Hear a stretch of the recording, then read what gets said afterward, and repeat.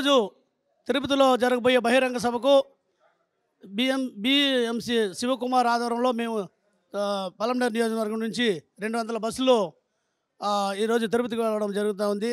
అదేవిధంగా అధిష్టానం శివకుమార్ని గుర్తించి ఆయన పార్టీ నియోజకవర్గంలో పార్టీ తరఫున సీట్ ఇస్తే మేము కార్యకర్తలుగా పనిచేసి ఆయన్ని గెలుపుకుంటామని కూడా ఈ సభాముఖంగా మీకు తెలియజేస్తూ ఉన్నాను. జై కాంగ్రెస్, జై కాంగ్రెస్. పలమనేరులో మన రైతు బిడ్డ శివశంకర్ కుమార్ గారికి జై, శివకుమార్ గారికి జై.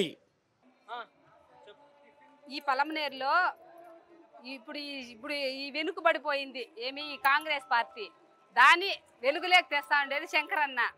అందుకే శంకరన్న, షర్మిలమ్మ అందరూ గెలవాలి, నిలవాలి అని మేమందరూ కదలి వచ్చాము. శంకరన్నను గెలిపించుకుంటాము. జై శంకరన్న, జై శంకరన్న.